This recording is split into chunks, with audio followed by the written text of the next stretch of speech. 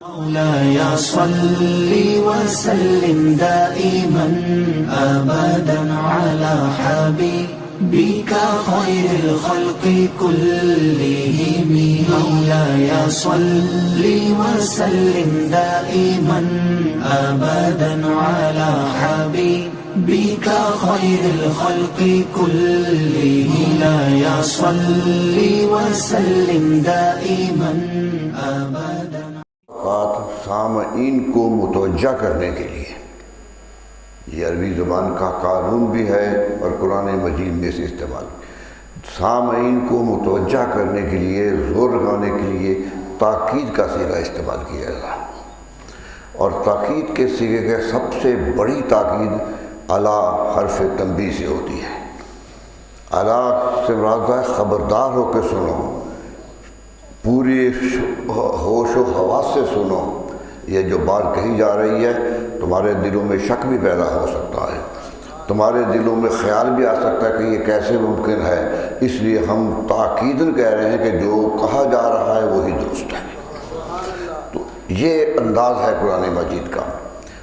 جو آیت کریمہ میں نے پڑھی قرآن نے الا سے شروع کیا ہے، حالانکہ اولیاء اللہ لا خوف علیہم ولا یحزنون یہ جملہ تھا.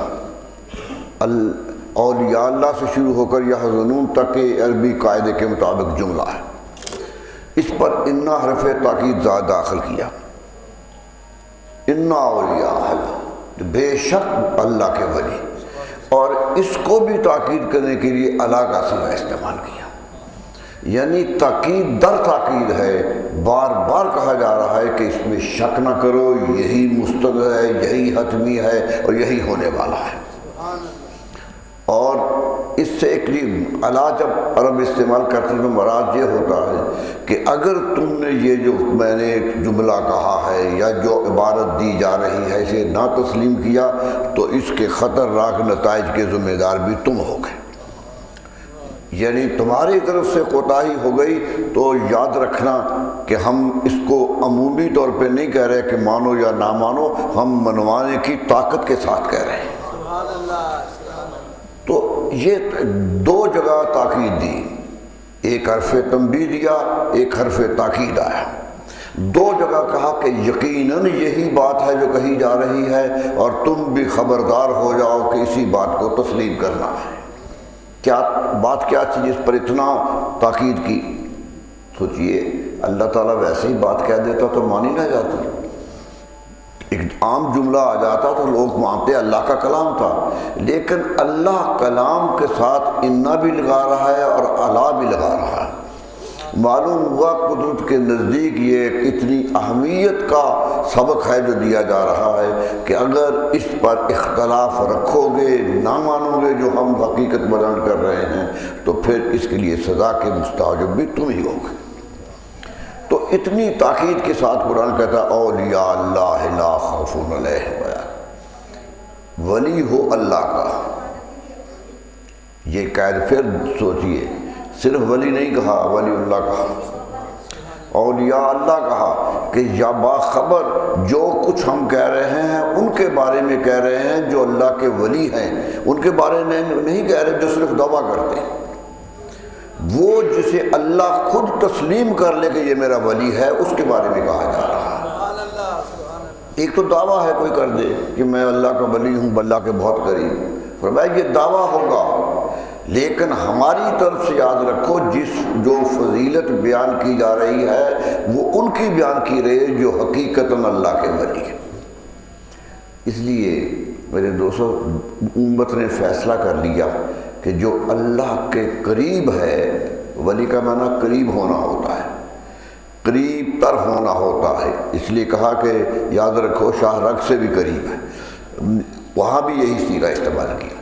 تو بتا دیا کہ جب اللہ تعالیٰ اپنے ولیوں کو یہ کہہ رہا ہے کہ ان پر کوئی خوف نہیں ہے، کوئی حزن نہیں ہے، تو صحابہ کرام سمجھ گئے تھے کہ ہم بے خوف وجود ہو گئے ہیں کیونکہ ہم تو ولیوں کے سردار ہیں.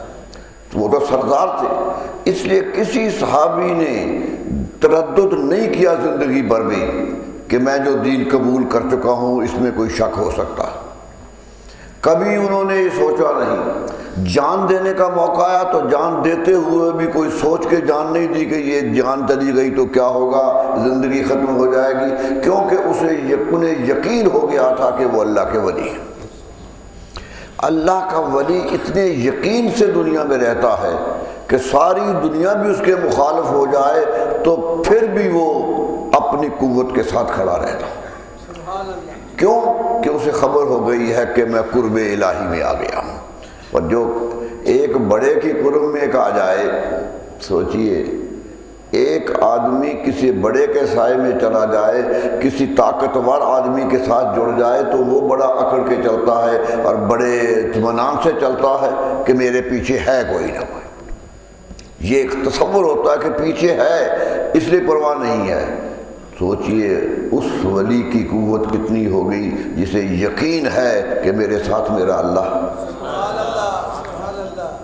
اور میں ہی نہیں کہہ رہا، وہ خود کہہ رہا ہے کہ تم میرے دوست ہو، خود پروردگار پکار رہا ہے کہ تم دوست ہو، تو کتنی قوت ہوتی ہے۔ اس لیے ولی بے خوف ہو جاتا ہے۔ اس لیے قرآن نے کہا لا خوف علیہم، ان پہ کوئی خوف ہی نہیں ہے۔ یہ نہیں، یہ ترجمہ ٹھیک ہے کہ قیامت کو کوئی خوف نہیں ہوگا، لیکن یہ جملہ تو دنیا میں آیا ہے، یہ تو اس دنیا میں اترا جملہ۔ اگر یہاں خوف ہے اور وہاں کوئی خوف نہیں ہے تو پھر یہ جملہ ادھورا ہے۔ پھر تو معلوم ہوا اللہ کا ولی وہ ہے جسے کوئی خوف نہ ہونا زندگی میں نہ موت کے بعد۔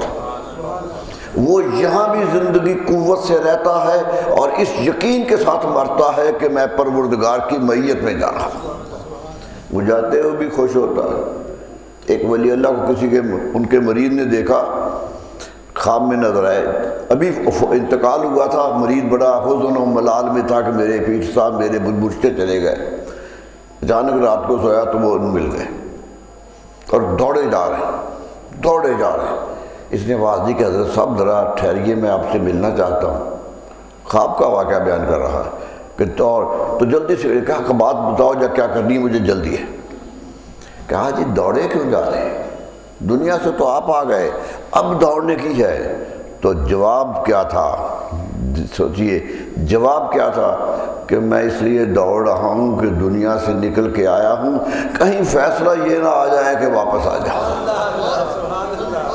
کہیں یہ فیصلہ نہ آ جائے واپس جا رہا ہو، اس لیے یہ بندھن توڑ کے دوڑ رہا۔ تو معلوم ہوا ایک یہ ہیں اور ایک وہ ہیں جو اللہ کی طرف جانے سے ہزار بار ڈرتے۔ ایک وہ ہے جو دوڑ کے جا رہا ہے، ایک وہ ہے جو ڈر ڈر کے جا رہا ہے، وہ ہر لمحہ کوشش کرتا ہے کہ میری موت ٹل جائے۔ فرمایا یہی ہے جو کہہ رہے ہیں سب سے بڑا خوف انسان کو موت کا ہوتا ہے، ہمیشہ وہ مرنے سے ڈرتا ہے۔ فرمایا ہم نے ولیوں کو اس خوف سے آزاد کر دیا، انہیں آزادی نصیب ہو گئی ہے، وہ دنیا میں بھی طاقتور رہتے ہیں اور جاتے ہوئے بھی طاقتور ہوتے ہیں۔ وہ اکیلے بھی ہوں تو کسی کو خوف نہیں ہوتا، کسی سے نہیں ڈرتے۔ صحابی پکڑے گئے، پکڑ لیا انہوں نے، مکے والوں نے، اچانک اکیلے مل گئے، دشمنی تھی، جنگیں ہو رہی تھی، مقابلے ہو رہے تھے، ایک صحابی اچانک گزرے، پکڑے گئے۔ مکے والے لے خوش ہوئے کہ ہم لے آئے، یہی جیسے دشمن کا آدمی پکڑ لیا جاتا ہے، یہی سوچ کے لے گئے، کر کے کہنے لگے کہ ہم تو تجھے پھانسی دیں گے۔ انہوں نے کہا تمہاری مرضی ہے، تمہاری مرضی ہے، اللہ نے بلانا ہے، جس طرح چاہے بلا لے، تم ذریعہ بن جاؤ یا کوئی اور بن جائے۔ کہنا نہیں، مکے کے سامنے میدان میں کھڑا کیا گیا اور اعلان کیا گیا کہ محمد صلی اللہ علیہ وسلم کا ایک آدمی مل گیا ہے جو جتنی دشمنیاں دل میں رکھتا ہے، آؤ اس سے نکالو۔ لوگ آئے، کسی نے ادھر نیزہ مارا، کسی نے تلوار کی نوک ماری، جسم لہو لہان کر دیا، پورا جسم ٹوٹ گیا، خون ہی خون تھا۔ ایک ضرب لگے تو آدمی توبہ کرنے لگتے ہیں، ایک طاقتور پکڑ کے دو چار مارے تو آدمی اپنے خیالات بھول جاتا ہے۔ یہ ہے دنیا دار کا حاملہ، اور ایک وہ ہے جو سب کے سامنے کھڑے ہیں اور اکیلے کھڑے ہیں۔ جب بالکل نڈال ہونے لگے تو ایک کافر آگے بڑھا، کہنے لگا زید سنو، آج پتہ چلا کہ ہمارا دین چھوڑ کے کیا انجام کیا ہوتا، آج تمہیں نصیحت آئی؟ وہ کہنے لگے نہیں، ایمان ہے میرا پکا، میرا ایمان ہے، جان بھی تو ایمان پر دینی ہے، کفر کر کے تو نہیں دینی ہے۔ کہنے لگے ہم تمہیں ماریں گے، زخمی کر رہے ہیں، اس طرح زخمی کرتے کرتے تمہیں مار دیں گے۔ کہنے لگا تمہاری مرضی ہے، اللہ نے اسی طرح لکھی ہوگی۔ کہنے لگے کیا ایک بات بتاؤ، آج ڈر نہیں آ رہا اندر تمہارے اندر، اور کیا خیال نہیں آ رہا کہ میں نے غلطی کی تھی اسلام لا کر، آج میں یہاں کیوں ہوں، وہ جس نے مجھے اسلام دیا وہ یہاں ہوتا۔ کفر اتنا دلیر ہو کے کہنے لگا کہ تم اپنے رسول کو نہیں چاہتے ہو، آج گھبرا رہے ہو کہ ان کی وجہ سے جان جا رہی ہے، کہ میں یہاں کھڑا نہ ہوتا وہ کھڑا ہوتا، دکھ میں وہ ہوتے جو مجھے ورگلا گئے ہیں، میں کیوں ہوتا۔ یہ کفر کا انداز تھا۔ یہ بات سنی، نڈال تھا، گردن جھکی ہوئی تھی، ایک دم خطرہ ہوا۔ کہنے لگا کیا کہا تم نے؟ وہ یہاں ہوتے، ارے میں تو جان بھی دے دوں تو ان کی ایک تکلیف برداشت نہیں کرتا، تم جان کی بات کرتے ہو۔ اللہ اللہ، ظفر علی خان چیخ اٹھا یہاں، تڑپ اٹھتا ہوں مجھ کو جب وہ جملے یاد آتے ہیں، تڑپ اٹھتا ہوں مجھ کو جب وہ جملے یاد آتے ہیں، بوقت نزا جو اس عاشق صادق نے دورا ہے۔ نزا کا وقت ہے، جان جا رہی ہے، کہہ رہا ہے سنو مکے والو، یہ سب کچھ ہے گوارا، جتنی تکلیف دو مجھے گوارا ہے، میں تکلیف برداشت کروں گا، یہ سب کچھ ہے گوارا، پر یہ دیکھا جا نہیں سکتا کہ ان کے پاؤں کے تلوے میں ایک کانٹا بھی چبھ جائے۔ میں تو یہ بھی برداشت نہیں کرتا، ایک کانٹا برداشت، تم جان کی بات کر رہے ہیں۔ یہ ہے بے خوفی جو قدرت یہاں دیتی ہے۔ کتنے بے خوف ہوتے ہیں لوگ، جان دیتے ہوئے ہنس کے جان دے دیتے، اور زندگی کی تکلیف آئے تو ہنس کے گوارا کر لیتے ہیں۔ ارے کھانے کو کچھ نہ ملے، رہنے کو کچھ نہ ملے، گھر در بدر ہو جائیں، لیکن پھر بھی اپنے رب پر ایمان کمزور نہیں ہوتا۔ یہ ایمان ہے، ان ایمان والوں کا رب کہتا میرے ہیں۔ یہ سب کے درمیان میں رہ کر رہتے ہیں 32 دانتوں میں زبانوں کی طرح۔ کہا جس طرح زبان 32 دانتوں کے اندر تڑپتی رہتی ہے اور ہلتی بھی رہتی ہے، حالانکہ مجھے خبر ہے کہ 32 جو کاٹ دیں تو میری زبان کٹ جائے گی، سارے طرف پہرے دار کھڑے ہیں، لیکن وہ درمیان میں سب کے پیروں کو بچا کے رہتی ہے۔ کہا یہ ترتیب ہوتی ہے اس کائنات میں اللہ کے ولی کی، اس ترتیب سے جیتا ہے۔ میرے دوستو ولی تو بہت بڑا ہوتا، لیکن صحابی نہیں ہوتا۔ فرق یہ ہے، تو صحابہ کتنے بڑے ولی ہوئے، کس قدر بڑے ہوئے، بتایا۔ ایک ایک آ کے جان دیتے چلے گئے، قربان ہوتے چلے گئے، لیکن نبی صلی اللہ علیہ وسلم جس دن نیزوں کی برمار ہوئی تھی نبی صلی اللہ علیہ وسلم پر جنگ حنین میں، چاروں طرف صحابی کھڑے تھے۔ احد میں مسلمانوں کے پاؤں اکھڑ گئے، احد جانتے ہیں بہت سی شہادتیں ہو گئیں، تو ابو سفیان جو مسلمان نہیں ہوئے تھے پہاڑ کے اوپر سے آئے احد میں۔ بہت پہاڑ اگر آپ نے گیا تو دیکھا بہت اونچا نہیں ہے لیکن پھیلا ہوا پہاڑ ہے، اس کے پیچھے سے ایک درے کے ذریعے ابو سفیان اپنے لشکر سے آگے نکل کے اوپر آیا کہ ادھر دوسری جانب رسول اللہ صلی اللہ علیہ وسلم کا لشکر تھا، اور پتہ تھا کہ مسلمانوں کے پاؤں اکھڑ گئے ہیں، مسلمان بھاگ رہے ہیں۔ اوپر کہنے لگا کہ تم میں محمد کون ہے صلی اللہ علیہ وسلم، چوٹی سے آواز دی، رسول اللہ صلی اللہ علیہ وسلم نے سن لی، فرمایا جواب نہ دو۔ کہنے لگا ابو بکر کہاں ہے؟ کہا جواب نہ دو۔ وہ پوچھ رہا تھا کہاں ہے، مقصد یہ کہ کس حال میں ہے، کیونکہ انہیں خبر مل گئی تھی کہ شاید رسول اللہ شہید ہو گئے، یہ افواہ پھیل گئی تھی۔ کہا نہیں، جواب نہ دو۔ بڑے غصے سے نیچے بھی آیا۔ رسول اللہ صلی اللہ علیہ وسلم کے پاس صحابہ کرام کھڑے تھے۔ حضرت سعد بن وقاص پہرا دے رہے تھے۔ رشتے میں ماموں لگتے ہیں، لیکن آج ماموں کا شان کیا ہے؟ کھڑے ہیں، کسی کو آگے نہیں آنے دیتے۔ میں نے پہلے بھی بتایا تھا 1000 تیر چلا ان کے ہاتھ سے اس دن۔ کمان دیکھ لیجیے، کہتے ہیں کمان محفوظ ہے، اللہ بہتر جانتا ہے، دیکھی تو میں نے بھی ہے، لیکن یہ کہ وہی ہے، اگرچہ اس پر لکھا ہوا ہے کہ سعد بن وقاص کی کمان ہے، مدینہ منورہ میں موجود ہے، اور یہ اتنی بھاری لگتی ہے کہ میں سمجھتا تھا میں اٹھا کے 2 تیر بھی نہیں چلا سکتا۔ 1000 تیر چلا ان کے ہاتھوں سے۔ لوگ پوچھتے تھے سعد طاقت کہاں سے آئی؟ یہ طاقت کہاں سے آئی کہ 1000 تیر چل گیا اور تمہارے پاؤں شل نہیں ہوئے، تمہارے ہاتھ شل نہیں ہوئے، طاقت خراب نہیں ہوئی، اسی قوت سے چلا رہے تھے۔ میں تمہیں پتہ ہی نہیں کیا ہو گیا تھا۔ یہ کیوں؟ کہا جب رسول اللہ پر کافر حملہ آور ہو کر آپ پر تیر برسانا چاہتے تھے تو نبی صلی اللہ علیہ وسلم نے کہا تھا سعد کھڑے ہو جاؤ، سعد کھڑے ہو جاؤ، ارم یا سعد فدا کا ابی و امی، اے سعد میں حکم دیتا ہوں تیر چلاؤ، کافروں پر تیر مارو، میرے ماں باپ تجھ پہ قربان ہو گئے۔ فرمایا یہ جملہ مجھے نیچے نہیں ہونے دیتا کہ رسول اللہ فرما رہے کہ میرے ماں باپ قربان ہو جائے۔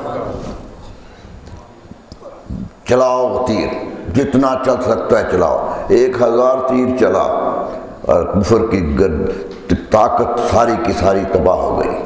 رسول اللہ صلی اللہ علیہ وسلم اسی طرح محفوظ رہے جیسے تھے۔ یہ تھا ایمان لانے والوں کے بے خوفی کے جذبے۔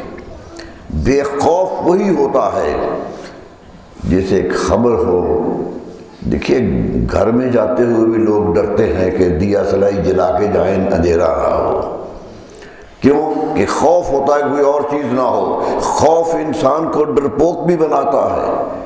خوف، بلکہ علامہ اقبال نے تو لکھا کہ مجھے خوف میں شرک نظر آتا ہے۔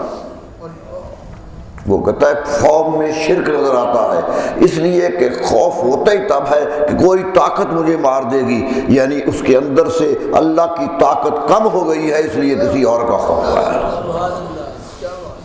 وہ کہتا ہے خوف دلیر ہے، خوف را در شرک دیدام، کہ میں خوف کو شرک کے اندر دیکھتا ہوں کہ بھروسہ جب اڑ جائے، کسی کا طاقت نہ رہے تو پھر آدمی گھبراتا ہے میں اکیلا ہوں، اور جس سے بھروسہ رہے وہ ڈرتا نہیں۔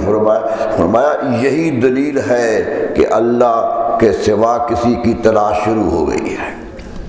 وہ نہیں پرواہ کرتے تھے، ہمت تھوڑی ہو زیادہ ہو لڑنے کو تیار تھے۔ میرے دوستو، اللہ کہتا ہے ایسے ہی لوگ میرے دوست ہیں، یہ لوگ ہیں جو میرے دوست ہیں، اور ان کے بارے میں آج اعلان کر رہا ہوں کہ لا خوف علیہم ولا هم یحزنون، ان پر کوئی خوف نہیں ہے اور ان پر کوئی ملال نہیں ہے۔ علماء نے ترجمے کیے اس کے، خوف ہمیشہ آدمی کو اپنا ہوتا ہے، ڈرتا جو ہے نا وہ خود کانپتا ہے، جسم کانپنے لگتا ہے، ڈر جاتا ہے، تو کہا یہ خوف جان کا ہوتا ہے اور حزن دوسرے کی جان کا خوف ہوتا ہے۔ جس طرح ایک بھائی کو بھائی کی جان کا خطرہ، بیمار ہے تو وہ پریشان ہے، اسے اپنا خوف نہیں ہے، بھائی کا خوف ہے، خوف اس کا ہے۔ جب خوف دوسرے کا ہو تو حزن ہوتا ہے، جب خوف اپنا ہو تو خوف ہوتا ہے۔ فرمایا نہ انہیں اپنا ڈر ہوگا نہ کسی اور کا ڈر ہوگا۔ لا خوف علیہم ولا هم یحزنون، فرمایا نہ وہ حزن میں ہوں گے۔ مفسرین نے بڑے ترجمے کیے یہاں، وہ کہتے ہیں دنیا میں تو ہو سکتا ہے کہ ایک آدمی بے خوف ہو جائے، کسی کی پرواہی نہ کرے، اور اتنی طاقت رکھتا ہو کہ میرا یہ بھائی ہے، اسے کوئی کون ہاتھ لگائے گا، یہ کون اس کی طرف آ سکتا ہے۔ لیکن کہا نہیں، اصل خوف یہ ہے کہ قیامت کو جب سارے ہی ڈر رہے ہوں گے وہ بے خوف ہوں گے۔ بے خوف ہوں گے، اولیاء تحت رضائی، اولیاء فرمایا ولی اللہ کے چادر کے نیچے ہوتا ہے۔ رضا جس طرح اپنی چادر میں اندر بچے کو چھپا لیتے نا، یہ عربی محاورہ ہے، میری پناہ میں آ جاتا ہے۔ اب اس کے دی قرآن پاک نے کہا کہ اس یقین کے ساتھ جیو کہ جب تم اکیلے ہوتے ہو تو میں دوسرا ہوتا ہوں، اور جب دو ہو تو تیسرا میں ہوتا ہوں، زیادہ بھی ہو تو میں ہوتا ہوں، کم بھی ہو تو میں ہوتا ہوں۔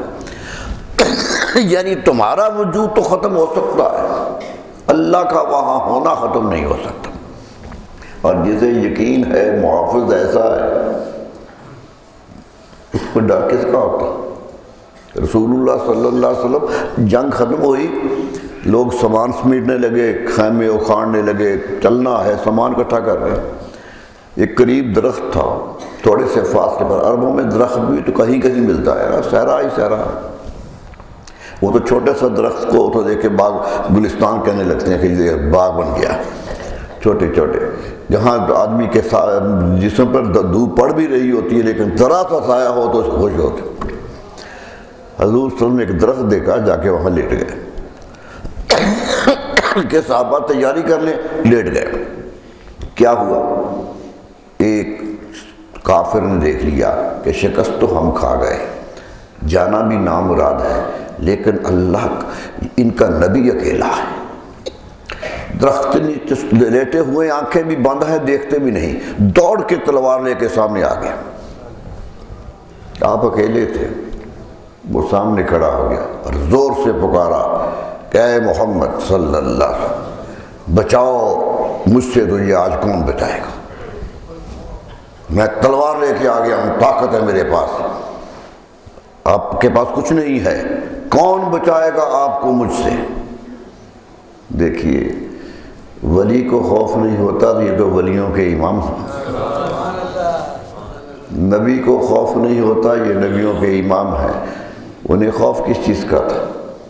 انہیں تو خبر تھی کہ پتہ بھی نہیں ہلتا بغیر اس کی رضا کے، پتہ بھی ہلے تو قدرت کی رضا شامل ہوتی ہے، ورنہ نہیں ہلتا۔ کہنے لگے، مسکرا پڑے، لیٹے لیٹے کہنے لگے اللہ بچائے گا۔ کہتے ہیں کہ اس پر کپ کپی طاری ہو گئی، کانپنے لگ گیا، اتنا کانپا کہ تلوار نیچے گر گئی۔ ڈر اتنا خوف زدہ ہوا کہ ڈر کانپنے لگا، تلوار نیچے گر گئی۔ نبی صلی اللہ علیہ وسلم اٹھے، آرام سے اٹھے، آگے آئے اور تلوار پکڑ لی۔ اس کے ہاتھ کی تلوار نبی صلی اللہ علیہ وسلم کے ہاتھ میں آ گئی۔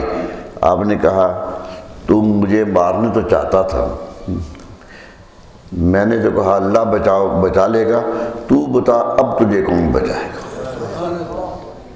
خود نبی صلی اللہ علیہ وسلم نے فرمایا کہ اب بتاؤ کون بچائے گا، تلوار میرے ہاتھ میں، آپ کون بچائے گا؟ وہ کانپنے لگا، گرنے لگا۔ آپ نے کہا کیوں نادانی کرتے ہو، کیوں غلطیاں کرتے ہو؟ اگر میں نے اللہ کہا تھا تو میرا ہے تو تیرا بھی ہے، تو کیوں نہیں کہتا کہ اللہ بچائے گا؟ بس پہچان اتنی ہے، نبی کا منصب اتنا ہے کہ لوگوں کو پہچان کروا دے کہ اللہ ان کا مالک ہے۔ تو میں کیوں نہیں کہتا؟ کہو تم بھی بچ جاؤ گے، اللہ میرا سب کو بچانے والا ہے، وہ تو کائنات کو بچا رہا ہے، وہ تو ایک ایک چھوٹے چھوٹے کیڑے کو جو پتھر کے اندر ہے اسے بھی بچاتا ہے، زندگی اس کو بھی اپنی مرضی سے دیتا ہے۔ کہ تو کیوں کر رہا ہے؟ وہ نہ چاہے گا تو کچھ نہیں ہوگا، اگر وہ چاہے گا تو ہو جائے گا۔ تو کیا ہوا؟ ڈر گیا، کہنے لگا مجھے معاف کر دیجئے۔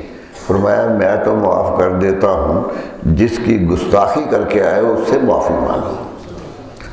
دیکھو اللہ کی حکمت کو توڑ کے آئے ہو۔ کہتے ہیں جی، کہنے لگا کلمہ پڑھ لیتا ہوں۔ فرمایا کلمہ بڑی ڈھال ہے، کلمہ پڑھو تو اللہ کی پناہ میں آ جاتے ہو۔ جب اسے مان لیا کہ تیرے سوا ہے کوئی نہیں، تو ایمان تو ہو گیا کہ میں کسی پر اعتماد نہیں کر رہا، بادشاہ سے لے کر فقیر تک کوئی نہیں ہے، تو ہے۔ اگر تو ہے کا یقین آ جائے تو بس یہی ہے، زندہ قوت تھی جہاں میں کبھی توحید کبھی، اقبال کہتے ہیں یہ طاقت تھی مومنوں کی توحید کہ اللہ ایک ہے، زندہ قوت تھی جہاں میں یہی توحید کبھی، تو جسے آج سمجھتا ہے تو آج سمجھتا ہے کہ یہ علم کلام کا ایک مسئلہ ہے، علم کلام ایک علمی بحث ہے کہ اللہ ہے یا نہیں، یہ ثابت کرو۔ فرمایا جس ثابت کرنا نہیں پڑتا، ثابت ہو جاتا ہے جب اللہ پر یقین ہو جاتا ہے۔ جب آدمی اللہ پر یقین کرنے لگ جائے، اتنا یقین کرے، یہی ولی ہوتا ہے۔ میرے دوستو، ہم انہی ولیوں کو مانتے ہیں، کیوں کہ ہمیں خبر ہے کہ اسے پناہ میرے رب نے دی ہے، وہ کہنے میں کبھی نہیں جھجکتے، ہر چیز سچی کہہ دیتے ہیں۔ میرے جو کچھ تو مسرت کا شکار ہو جائے، مجھے کبھی کبھی حیرت ہوتی ہے، حکومت آ جائے تو اور رویہ، کوئی آ جائے تو اور رویہ۔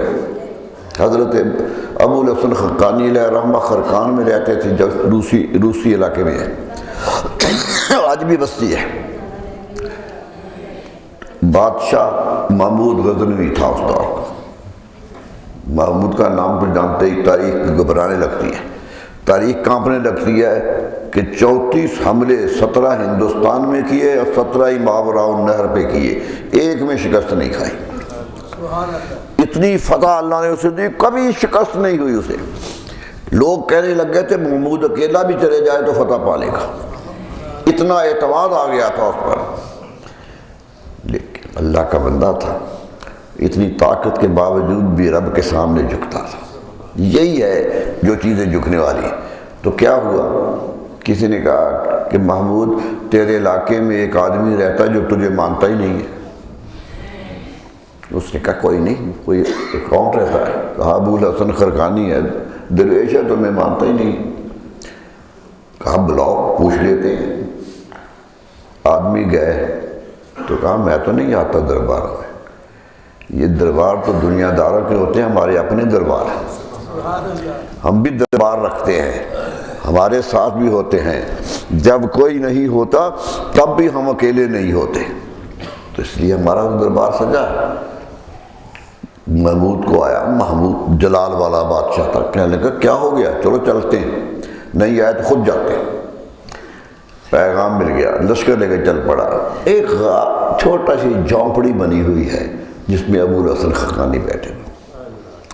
سوچئے کتنی قوت ہے اس جھونپڑی کی کہ وقت کا بادشاہ چل کے آ رہا ہے، اور وہ بادشاہ جس سے ہر انسان کانپ رہا ہے، جس کا نام سنتے ہی لوگوں کی ہمتیں ٹوٹتی ہیں۔ آئے ابو الحسن خرقانی کو مریض نے کہا جی محمود آ رہا ہے، فرمایا یہ ڈنڈا لے کے باہر کھڑے ہو جائے، اندر نہیں آنے دینا اسے۔ جب آگے گیا تو دیکھا دربان کھڑا ہے۔ وہ مفسد حاسدوں نے یہ کہا کہ محمود دیکھ لیا یہ کتنا متکبر ہے فقیر، کہ جھونپڑی میں بیٹھا ہوا ہے، ٹوٹنا پانی سے رکتی ہے نہ ہوا رکتی ہے، لیکن ڈنڈا کھڑا بردار سامنے بٹھایا ہوا۔ محمود قریب آ کے سوچنے لگ گیا کہ میں تو سمجھا تھا درویش ہے، چلو ملتے ہیں، یہ تو کوئی متکبر درویش لگتا ہے۔ بڑے غصے میں آ گیا، ایک جلال آ گیا، اور دروازے پہ کھڑے ہو کے مصرع کہا، درے درویش را دربان باہت۔ درویش کے دروازوں پہ دربان نہیں ہوتے، یہ تو بادشاہوں کے پاس ہوتے ہیں، بادشاہوں کی حفاظت کے لیے ہوتے ہیں۔ تم کون؟ یعنی محمود بھی سمجھتا ہے کہ درویش وہ ہے جسے دنیا کے محافظت کی ضرورت نہیں ہے، جو گھر سے 4 چوکیدار لے کے نکلے۔ درویشی کہاں گئی؟ درویشی کے یعنی تمہیں پیدا کیا لوگوں کی نصیحت کے لیے، لوگوں کے پاس ہی نہ جا سکو۔ لوگوں وہ تو گھر جا کے دستخط دے دے کے تبلیغ کرنے والے لوگ تھے، تم اپنے گھر پہ بھی دستخط 2 تو 4 دفعہ چیک کر کے اندر گزارو، تو کیا تب لوگوں سے رابطہ ہوگا؟ دین کیسے پھیلے گا؟ دین پہرے داریوں میں نہیں پھیلتا۔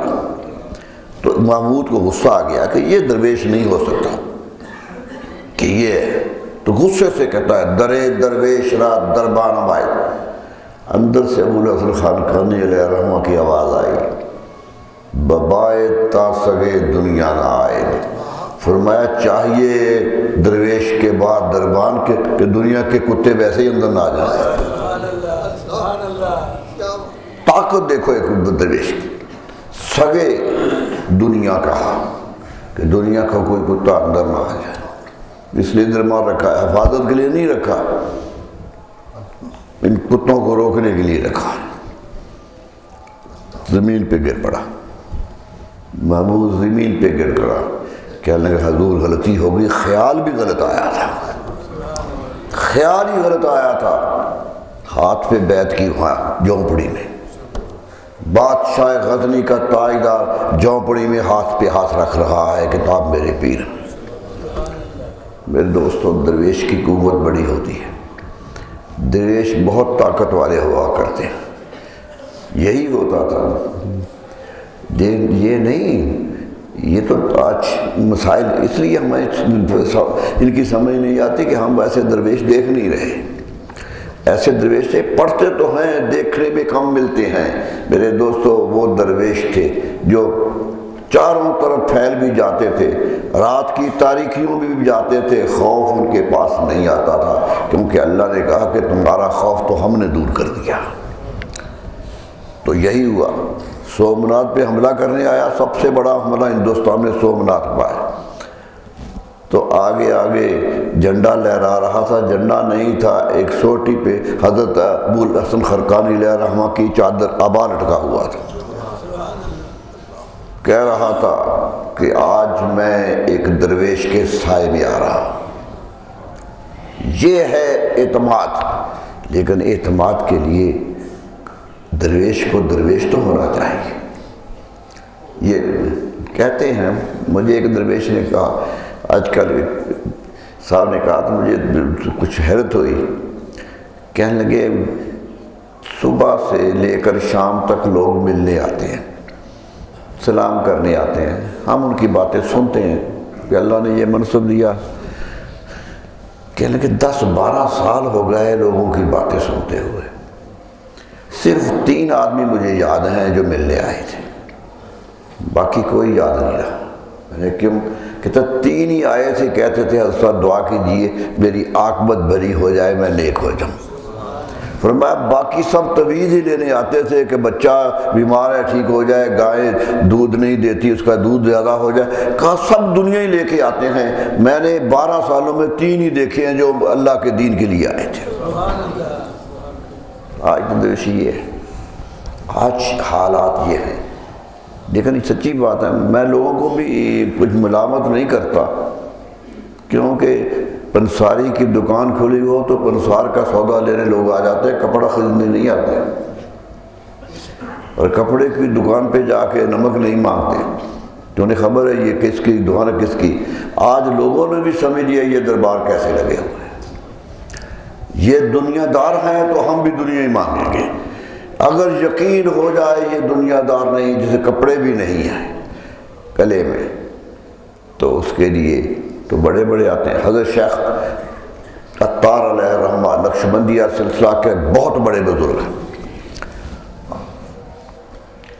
گھر سے آ گئے، درویشی سی، کپڑا بھی نہیں ملا، کہتے تیبم بھی پھٹا ہوا تھا، تو زمین پر ایک اینٹ پہ رکھ کے تو سوئے ہوئے تھے، زمین پہ سو رہے، تو تکیے کے لیے اینٹ رکھی ہوئی ہے اور بالکل کچھ نہیں، کھانے پینے کے بھی کچھ نہیں ہے۔ دیکھنے کے لیے انہیں حضرت خواجہ نقشبند تشریف لے آئے، جن کے نام پہ آج نقشبندی ہے، خواجہ بہاؤالدین نقشبند دنیا نقشبند کا امام ہے۔ سب مجدد الثانی علیہ رحمہ جب ان کا نام لیتے ہیں تو صاف قلم جھلک رہی ہوتی ہے، لفظ بتا رہے ہوتے ہیں کہ قلم لڑکھڑائی ہے، قلم میں ایک لرزش پیدا ہوئی ہے کس کا نام لے رہا ہوں۔ اتنا بڑا بزرگ آ گئے، کہا عطار کچھ کھانے پینے کو ملا؟ کہتے ہیں نہیں، اللہ دے دے گا۔ کہا اٹھو میں تم سے ایک بات کرنے آیا۔ کہا کیا؟ کہا تجھے میں اپنا بنانا چاہتا ہوں۔ اپنا بنانا چاہتا ہوں، ایسا اپنا بنایا میرے دوستو کہ آج بھی نقش بندی سلسلہ شیخ اتار سے چلا۔ کیوں؟ یہ ہوتی ہے درویشی، کہ درویش کو دیکھ کر دوسرا درویش سمجھ جائے کہ یہ میرا ہے۔ آج میں مایوسی کا اظہار نہیں کرتا، اللہ تعالیٰ کا کرم کرے، بہت نیک لوگ موجود ہیں، تبھی دنیا قائم ہے۔ حضور صلی اللہ علیہ وسلم فرماتے قیامت نہیں آئے گی جب تک کوئی اللہ اللہ کہنے والا موجود ہوگا۔ قیامت بھی تب آئے گی جب اللہ اللہ کہنے والے ہی مٹ جائیں گے۔ کچھ تو ہے، رنگ و روپی سے ہی، جھلکی سے ہی کچھ تھی، لیکن اصل درویش جو ہوتا ہے وہ کائنات کا امام بن کے جیتا ہے، کہ راکب نہیں مرکب ہے قلندر۔ اقبال نے کہا تھا کہ یاد رکھو درویش کسی کی سواری نہیں بنتا، وہ سب پہ سوار ہوتا ہے۔ راکب نہیں مرکب ہے قلندر، سوار ہونے والا نہیں ہوتا، وہ راکب بن کے آتا ہے، مرکب بن کے نہیں آتا، سواری بن کے نہیں آتا، سوار بن کے آتا ہے۔ اس لیے داتا گنج بخش اجمیری بھی لکھتے ہیں کہ دو ہی چیزیں ہیں، ایک سواری ہے ایک سوار ہے۔ دنیا کی گاڑی دو ہی پہ چلتی ہے، ایک سوار ایک سواری۔ فرمایا سواری بھی قیمتی ہونی چاہیے کہ چلتی رہے منزل مل جائے، لیکن زیادہ توجہ سوار پہ دو کہ وہ پیدل بھی جا سکے گا تو چلا جائے۔ اس لیے درویش ہمیشہ سوار کو ترجیح دیتے ہیں سواری کی بجائے، دنیا کی بجائے اس کو ترجیح دیتے ہیں جو دنیا پہ حکمران بن گیا ہے۔ یہی ہوتا۔ تو میرے دوستو بات میں یہ کہہ رہا تھا کہ اللہ کا ولی بڑا بے نیاز ہوتا ہے، بڑی بے نیازی ہوتی ہے اس میں، وہ کسی چیز کی پرواہ نہیں کرتا اور زندہ رہتا ہے۔ دنیا کی حرص آ جائے تو ولایت نہیں ہوتی، دنیا کی حرص آ جائے تو نہیں۔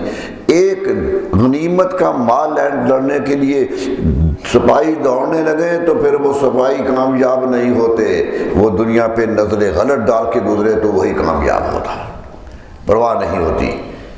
آج مہینہ یہ جو گزر رہا ہے درویشوں کا مہینہ ہے۔ لوگ تو کہتے ہیں جی ٹھیک ہے، وہ بھی روایت ہم نے پڑھی ہیں کہ جی نبی صلی اللہ علیہ وسلم نے سفر سے تھوڑی سی محبت کا اظہار دوسری طرح کیا ہے۔ بہت سی روایات موجود ہیں، سنتے بھی ہوں گے آپ، سفر کا مہینہ اچھا نہیں ہوتا، یہ نہیں ہوتا۔ اس پر ایک حدیث سنائی جاتی ہے جس کا مجھ سے پوچھا گیا کہ حدیث ہے نبی صلی اللہ علیہ وسلم من بشرنی بخروج السفر بشرتہ بدخول الجنہ۔ جو آدمی آ کے مجھے بشارت دے کہ یا رسول اللہ سفر ختم ہو گیا، کہ سفر چلا گیا، مہینہ ختم ہو گیا، فرمایا میں اسے جنت کی بشارت دوں گا۔ جو سفر کے گزرنے کی مجھے بشارت دے گا میں اسے جنت کی بشارت دوں گا۔ لوگوں نے سمجھ لیا کہ سفر برا مہینہ ہے، اس لیے نکلنے کے لیے آپ کہہ رہے ہیں کہ یہ تنگ دستیوں کا مہینہ ہے، برائیوں کا مہینہ ہے، پتہ نہیں کیا کیا کچھ کہہ دیا گیا۔ میرے دوستو رسول اللہ صلی اللہ علیہ وسلم نے اس لیے تو نہیں کہا تھا، اس لیے تو نہیں کہا، وہ اللہ کے پیارے جانتے تھے کہ ربیع الاول میرے جانے کا مہینہ ہے، اور وہ رب کے پاس جانے کے لیے اتنے مشتاق تھے، کہتے جو سفر جانے کی اطلاع دے گا میں بشارت جنت دے دوں گا۔ وہ تو سفر سے نکلنا چاہتے ہیں، سفر برا سمجھ کے نہیں، سفر حائل ہے ربیع الاول کے درمیان کہ ربیع الاول میں رسول اللہ صلی اللہ علیہ وسلم دنیا سے گئے تھے۔ سبحان اللہ۔ فرمایا معلوم ہوا کہ یہ چیز سب سے بڑی ہے کہ آدمی اس دن کا انتظار کرتا رہے جب اسے اللہ کے پاس جانا ہے۔ یہ نبوت کی سنت ہے کہ فرمایا بشرتہ بدخول الجنہ، میں بشارت دوں گا کہ جاؤ جنت میں چلے گئے۔ تو میرے دوستو صوفیہ کی وفات کا مہینہ ربیع الاول آ گیا، رسول اللہ صلی اللہ علیہ وسلم کے جانے کا مہینہ آ رہا ہے۔ ربیع الاول جشن خوشیاں منا رہے ہیں، ہم بھی اس لیے منا رہے ہیں کہ رسول اللہ صلی اللہ علیہ وسلم اس دن آئے بھی تھے اور گئے بھی تھے۔ دنیا میں بھی 12 ربیع الاول، جاتے بھی 12 ربیع الاول، سوموار کے دن پیدا ہوئے، سوموار کے دن عید۔ ایسا اللہ تعالیٰ حضور صلی اللہ علیہ وسلم روزہ رکھتے تھے سوار کا، ہمیشہ روزے دار ہوتے سوار کے دن۔ کسی نے پوچھا حضور یہ روزہ فرض ہے؟ فرمایا نہیں۔ حضور آپ رکھتے نہیں؟ فرمایا میں اس دن پیدا ہوا تھا، اللہ کا کرم ہوا تھا کہ مجھے دنیا میں بھیجا تھا، تو میں اس کے کرم نوازشی کے لیے روزہ رکھتا ہوں۔ اور مجھے خوشی ہے، آپ کو خوشی ہوگی کہ مدینہ منورہ میں آج بھی یہ معمول ہے کہ سوار کا روزہ ہوتا ہے۔ اکثر اہل مدینہ روزے سے ہوتے ہیں، سوار کو بھی، اور پورے اہتمام سے ہوتے ہیں۔ معلوم ہوا یہ صوفیہ کا مہینہ اور اگلا مہینہ نسبت کے ساتھ میرے رسول کا مہینہ ہے۔ اس سے گزرو۔ داتا علی بخش علی گھجویری علیہ الرحمہ کے دربار پہ حاضری دینے والوں، ذہن میں یہ بھی تصور رکھو کہ ہمیں رسول اللہ کے دربار پہ بھی حاضری دینی ہے، آنا ہے۔ دن آ رہے ہیں ربیع الاول کے، بہت مسرتوں کے دن ہیں، بڑی خوشیوں کے دن ہیں، یا جو دنیا سے بے نیاز کرنے والے دن ہیں۔ شرط یہ ہے کہ خوشی مناؤ کہ میرے نبی صلی اللہ علیہ وسلم دنیا میں تشریف لے آئے۔ تو بات تھی صوفیہ کی کہ اللہ نے کہا میرا ولی بے خوف ہوتا ہے اور حزن نہیں ہوتا۔ کسی نے پوچھ لیا کہ حزن کیوں نہیں ہوتا؟ نبیوں کو ہوتا ہے۔ کہا جاتا ہے کہ نبیوں کو غم ہوگا۔ لوگ حیران ہو گئے، یہ کیا وجہ؟ اسے غم نہیں۔ فرمایا نبی اپنی امت کے غم میں ہوں گے قیامت میں۔ قیامت کو غم ہوگا انبیاء کو کہ میری امت کتنی بخشی جا رہی ہے، کتنی ہے، کیونکہ انہوں نے اپنے نام پہ نبوت کا ان پر دست دیا تھا۔ فرمایا ولی تو بے نیاز ہے، اپنا بھی کوئی خوف نہیں اور کسی کا بھی خوف نہیں کہ جاؤ اللہ کے حوالے۔ فرمایا کیونکہ محاسبہ نہیں ہے وہاں اس کا، اس لیے بے نیاز ہے۔ لا ولا ہم یحزنون، نہ وہ کسی کا دکھ رکھتے ہیں۔ بڑے سے بڑا بھی چلا جائے تو وہ دکھ نہیں کرتے، کائنات اجڑ جائے تو وہ کچھ نہیں، درویش اٹھ کے چلا جاتا، دنیا دار بنتا ہی نہیں ہے۔ ہم نے ولیوں کے دن منائے، لیکن ایک بات ہم بھول جاتے ہیں جسے میں آج واضح کرنا چاہتا ہوں کہ ولی کی محبت ولی سے دعا لینے کے لیے نہیں ہوتی، ولی جیسا بننے کے لیے ہوتی ہے۔ کوشش مرید کی یہ ہونی چاہیے کہ وہ اتنا پیر میں گم ہو جائے کہ فرق ختم ہو جائے۔ یہی ہے حضرت صدیق اکبر کے بارے میں کہا جاتا ہے کہ وہ رسول اللہ کے بڑے قریب تھے، سب سے قریب تھے۔ صحابہ جب بھی کوئی بات پوچھنی ہوتی تھی رسول اللہ سے تو خود نہیں آتے تھے، خوف میں سر جھکا کے آتے تھے۔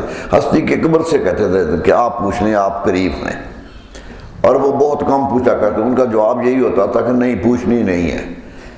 صحابی آئے کہ حضور یہ بات پوچھنی ہے، مجھے ڈر لگتا ہے، احترام ہے، آپ پوچھنی ہے؟ فرمایا نہیں، پوچھنا ہی نہیں ہے۔ کہنے کہ جی کیوں؟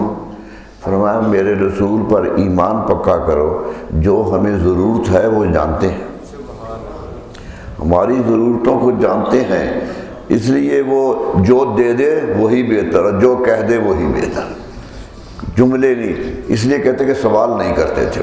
جی یہ ہوا، میں جب گئے ہیں وہ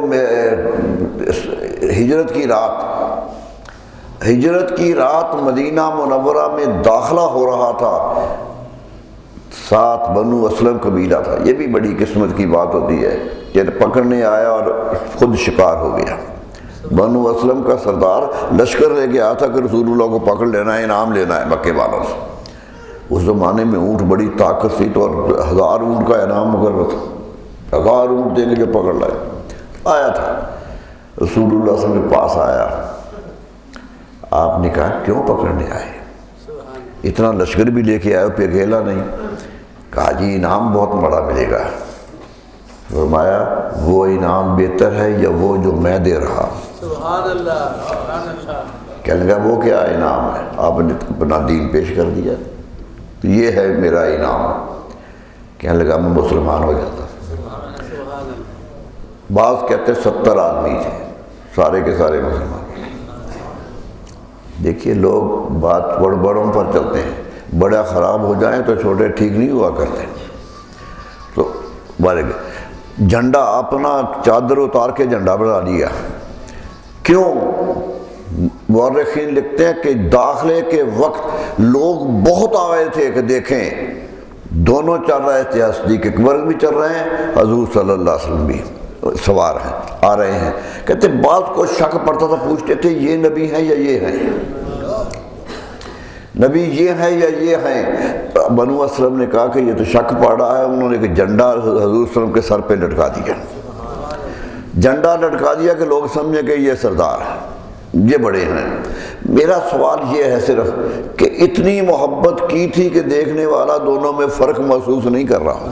سبحان اللہ. یہ ہے جو سبق دیا تھا کہ دیکھ لو لوگ مجھے بھی وہی سمجھنے لگ گئے ہیں. بلکہ روایت آتی ہے کہ صدیق اکبر حضور صلی اللہ علیہ وسلم کے بعد کہتے تھے لوگوں یہ رسول ہیں. اتنا قرب ہو جائے تو پھر پتہ نہیں چلتا کہ مرشد کون ہے اور فقیر کون ہے. لیکن بدقسمتی یہ ہے کہ ہم تو صرف کاروبار کے لیے ایسا کرتے ہیں. نبی صلی اللہ علیہ وسلم مکہ مدینہ میں داخل ہوئے، جھنڈا سر پہ تھا، اور وہی جھنڈا کیونکہ سبز رنگ کا چادر تھی ان کی، آج بھی وہی جھنڈا ہے. جھنڈے میں سبزہ جو آیا ہے، سبزہ زمین پہ بچھ کے ہوا شرح عبدہ. بہت خوبصورت بات کہی شاعر نے. کہتا زمین پہ سبزہ لیٹا ہوا کہہ رہا ہے کہ یاد رکھو میں کسی کا بندہ ہوں، میں کسی کا ہوں، کسی نے مجھے یوں اگا دیا ہے. سبزہ زمین پہ گر کے ہوا شرح عبدہ، سبزی ہر رسول کی پہچان بن گئی. تو سبزی پہچان بن گئی ہے نبی صلی اللہ علیہ وسلم. سبز کپڑا اور سب رومال اور یہ چیزیں نبی صلی اللہ علیہ وسلم کی میراث بن گئی. میرے دوستو بات آخر پہ یہی کہنی ہے، طبیعت میری ٹھیک نہیں ہے اس لیے میں ذرا لٹک رہا ہوں کہ کوشش کیجئے کہ ولی کے قرب سے وہ لیں جو لینے کا حق ہے، وہ نہ مانگیں. دنیا مانگنی ہے تو رسول اللہ صلی اللہ علیہ وسلم نے منع کیا. آپ صحابہ سے کو منع کرتے تھے کہ میرے پاس دنیا نہ لے گیا، منع کرتے تھے. یہ حدیث ہے کہ آیا سالبہ، صحابی تھے سالبہ، آئے کہ حضور میں غریب ہوں دعا کیجیے پیسے آ جائیں. فرمایا مجھ سے پیسوں کی دعا نہ منگوایا کرو. انہوں نے کہا جی دولت آ جائے، میں بہت ہی غریب ہوں دعا کیجیے. اصرار کرتا رہا. حضور نے فرمایا اچھی کام نہیں ہے، دعا کر دی، چلو اللہ برکت دے دے گا. کہتے بکریاں پالتے تھے، اتنی بڑھ گئی کہ ریور بن گیا. مدینے کے باہر رہنے لگ گیا کہ مدینے میں بکریاں اتنی رکھنی مشکل تھی. اور بڑا تو اور دور چلے گئے. جوں جوں لشکر بڑھتا رہا مدینے سے دور ہوتے چلے گئے. جب زکوٰۃ کا حکم آیا 5 ہجری میں تو پیغام بھیجا کہ زکوٰۃ دو. دولت رکھنا تو اچھی بات ہے لیکن زکوٰۃ اس کی دینی بھی کام ہے. تو کہنے لگے کتنی زکوٰۃ ہے؟ کہا جی اتنی بکریوں پر، 30 بکریوں پر 1 بکری دینی ہے. وہ کہنے لگا یہ تو میری لاکھوں کی بکریاں ہیں، یہ تو ہزاروں بن جائیں گی. سوچ کے دوں گا. یہی سوچ ہوتی ہے جب دنیا غالب آتی ہے، یہی سوچ دنیا کو غالب کرتی ہے. ہوا یہ زکوٰۃ نہیں بھیجی. نبی صلی اللہ علیہ وسلم نے فرمایا سال بعد تیرا برا ہو گیا، یہ دعا تیرے لیے نہیں ٹھیک تھی، تو نے منوائی. پھر حضور صلی اللہ علیہ وسلم دنیا سے چلے گئے. صدیق اکبر کے زمانے میں بکریاں لے کر آئے کہ جس زکوٰۃ غلطی ہو گئی تھی اس وقت نہیں دی تھی، اب لے لیں. فرمایا میرے رسول نے جو نہیں لیا ہے میں نہیں لوں گا. سال بعد دربار سے دور چلے گئے. معلوم ہوا دنیا کی حرص جو ہے، دنیا کی طاقت جو ہے وہ دین سے دور کر دیا کرتی ہے. میرے دوستو اتنی دنیا مانگو جس سے عزت سے رہ سکو. اللہ سے دنیا مانگو، اسی سے مانگنا سب کچھ، لیکن اتنا مانگو یہ نہ کہ دولت کے ڈھیر لگے ہوں. ڈھیروں پہ سونے والے آرام سے نہیں سویا کرتے. ڈھیروں کے نیچے پلنے والے اپنا ایمان بچانے میں بڑی دقت محسوس کرتے ہیں. اس لیے کوشش کیجئے کہ رزق حلال ملے اور اتنا ملے جیسے درویش کھایا کرتے ہیں۔ درویشوں کے ہاں یہی ہوتا تھا، کہتا تھا ایک روٹی ملتی ہے، جعفر تیار کہنے کا ایک ہی روٹی 24 گھنٹے ملتی ہے۔ کہا سیر ہو جاتے ہو؟ کہا دیکھ لیجیے آپ کے سامنے، اپنے آپ کو جتنا رکھ لیا اسی پر ہوں۔ اللہ کرے ہمیں ایک درویشوں سے نسبت سے یہ سبق ملے، یہ سبق ملنا چاہیے۔ سارے درویش ایسے ہی تھے۔